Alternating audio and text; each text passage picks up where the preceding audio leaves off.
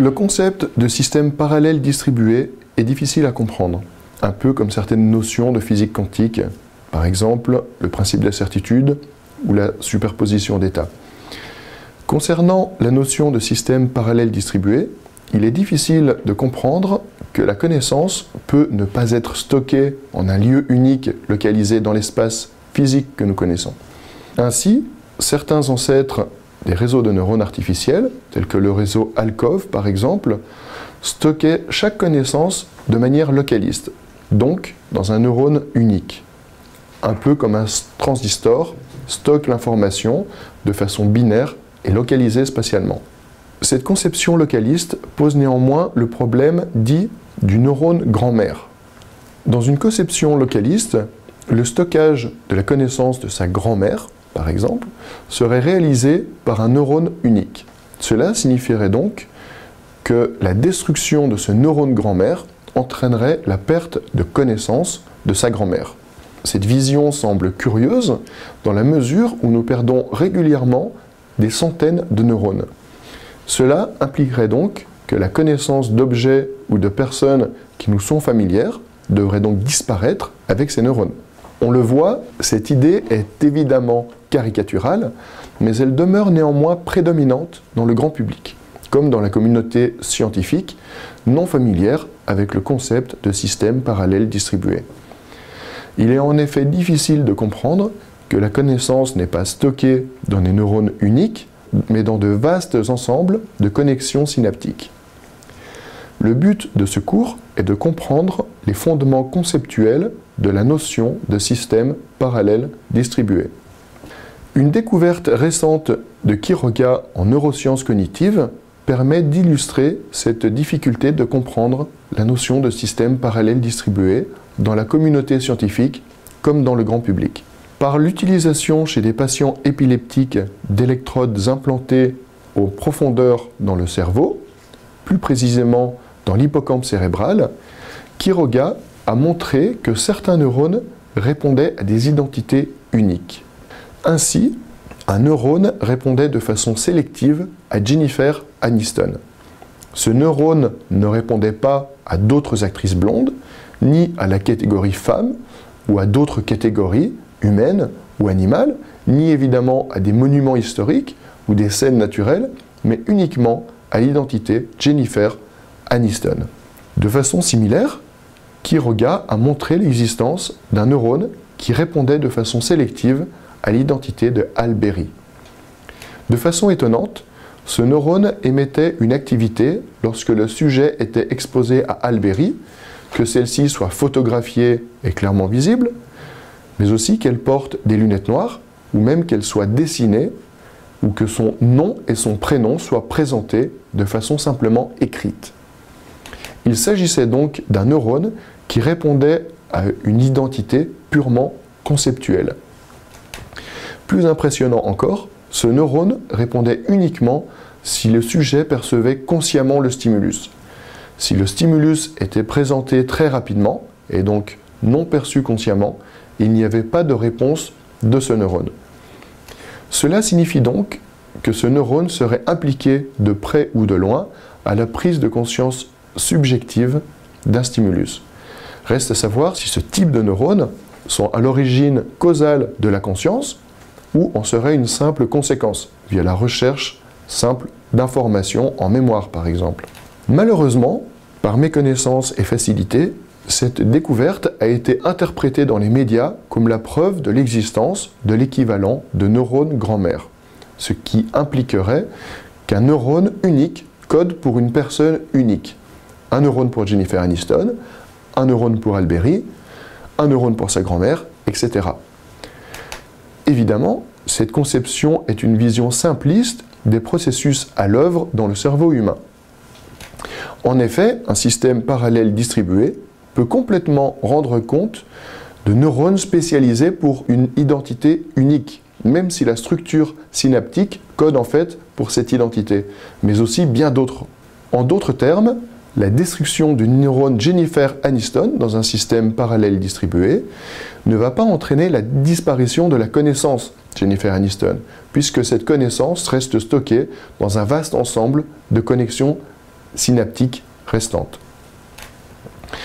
Malheureusement, cette conception localiste simpliste a été reprise aussi par des scientifiques tels que Jeffrey Bowers, par exemple, qui supposent que la découverte de neurones spécialisés apporte la preuve de l'existence de neurones grand-mère, à l'encontre d'une conception parallèle et distribuée de la connaissance. Il est amusant de constater que cette idée simpliste est née suite à la découverte par Juan Quiroga des neurones spécialisés de l'hippocampe cérébral, alors qu'il défend lui-même une conception parallèle et distribuée du cerveau humain dans ses réponses aux articles de Bowers. Un deuxième argument en faveur d'une conception parallèle et distribuée des neurones biologiques tient dans l'impressionnante capacité de résistance du cerveau humain à l'altération physique. Différents travaux en neuropsychologie montrent, par exemple, qu'une destruction d'une zone entière du cerveau n'entraîne pas la destruction complète des capacités cognitives du système, à la différence d'un microprocesseur, par exemple, qui a une très faible capacité de résistance à la destruction d'une de ses parties ou de ses composantes. Vous pouvez essayer par exemple de faire une entaille au couteau dans le microprocesseur de votre ordinateur ou de votre smartphone, vous constaterez qu'il fonctionnera beaucoup moins bien. A l'inverse, la destruction d'une partie d'un réseau de neurones artificiels n'a que peu de conséquences dans la mesure où la connaissance reste stockée dans les connexions synaptiques restantes. Cette capacité de résistance à l'altération est plus particulièrement importante au regard du maintien des capacités cognitives du cerveau humain suite au vieillissement ou à des maladies neurodégénératives. Dans la maladie d'Alzheimer, par exemple, les conséquences mnésiques de la destruction neuronale apparaissent après 60 à 70% de neurones détruits. En d'autres termes, les capacités d'un système parallèle distribué restent quasi intactes après la destruction de plus de la moitié des neurones. Les organismes biologiques ont ainsi certainement développé une structure parallèle distribuée pour pouvoir résister aux innombrables contraintes de la vie sauvage. Choc, blessures, mais aussi tout simplement vieillissement. Un réseau de neurones possède donc une énorme capacité de résistance à la détérioration physique. De façon très similaire, les réseaux de neurones possèdent aussi une impressionnante capacité à répondre de manière efficace à la détérioration de l'environnement. Prenons un réseau de neurones dont la tâche est de reconnaître des visages. La valeur de chaque pixel de l'image peut être encodée par un neurone spécifique. Très rapidement, le réseau de neurones va reconnaître les différentes identités, donc le nom de chaque personne liée à un visage. Nous pouvons alors tester le réseau de neurones sur sa capacité à reconnaître chaque visage après détérioration aléatoire des pixels de l'image. Par exemple, nous pouvons modifier de façon aléatoire 20%, 40%, 60% ou 80% des pixels de l'image. Si nous observons les capacités de reconnaissance du réseau de neurones artificiels, nous allons retrouver des courbes de performance très similaires au sujet humain. Cette capacité de répondre de manière efficace à des environnements complexes et incertains offre de nombreux avantages computationnels par rapport à la vision de l'intelligence artificielle classique proposée par McCarthy, qui fonctionne essentiellement dans des environnements fermés et contrôlés, donc inadaptés au monde réel. La quatrième série d'arguments concerne les données neurophysiologiques liées au développement, à la neurogénèse et à la plasticité neuronale. L'essentiel des neurones sont en effet déjà constitués à la naissance. La connaissance va donc s'effectuer par la création des connexions synaptiques entre les neurones. Si l'on observe une coupe du cortex visuel à la naissance et à 15 mois, nous pouvons ainsi observer que la quantité de neurones n'est pas modifiée, mais que les connexions synaptiques entre les neurones se sont très largement densifiées. On assiste même à une explosion des connexions synaptiques. Cela illustre le fait que le cerveau apprend par modification des connexions synaptiques. et beaucoup moins par genèse de nouveaux neurones, un processus qui reste très marginal dans le cerveau.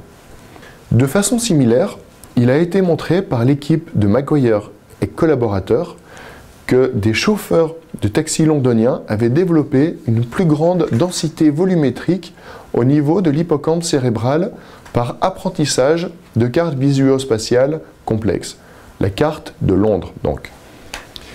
Cette modification de la densité cérébrale est largement réalisée par genèse de nouvelles connexions synaptiques, comparativement à la faible capacité du cerveau de créer de nouveaux neurones. Plus étonnant encore, les travaux de Canet et collaborateurs montrent un lien entre l'orientation politique et la volumétrie cérébrale. Canet montre en effet que les conservateurs ont une augmentation en volume cérébral de l'amygdale cérébrale, une zone archaïque très impliquée dans la peur, alors que les progressistes ont une augmentation en volume du cortex cingulaire antérieur, une zone évoluée du cerveau impliquée dans des fonctions cognitives complexes, telles que la régulation des émotions ou de l'incertitude par exemple. Il est impressionnant de constater le remarquable ajustement des données observées sur la droite de régression, qui montre qu'il est quasiment possible de prédire l'orientation politique en fonction du volume de l'amygdale et du cortex cingulaire antérieur sur cet échantillon.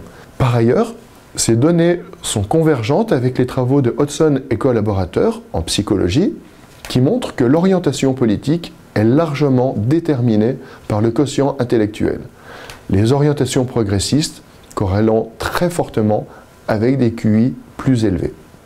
Après cette série d'arguments concernant la possibilité d'explorer le fonctionnement cérébral humain par l'utilisation de réseaux de neurones artificiels, deux derniers arguments concernent l'explication de l'énorme capacité de stockage et de traitement du cerveau humain. Dans un modèle localiste, chaque connaissance est stockée dans un neurone unique. Il faudrait donc un stock virtuellement infini de neurones pour stocker les événements et connaissances que nous avons rencontrés depuis notre naissance.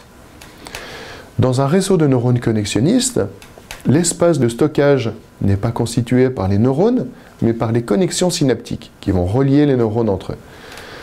Chaque neurone possède en moyenne 7000 connexions synaptiques pour 100 milliards de neurones en moyenne, ce qui constitue un espace de stockage simplement colossal. Par ailleurs, il est important de tenir compte du fait que les connexions synaptiques se modulent de façon continue et non simplement binaire, donc en termes de 0 ou de 1. En d'autres termes, l'espace matriciel généré par les différentes combinaisons de connexions synaptiques possibles dépasserait très largement les 10 puissance 80 atomes qui constitueraient l'univers connu. Donc largement de quoi mémoriser tout ce qui existe dans cet univers.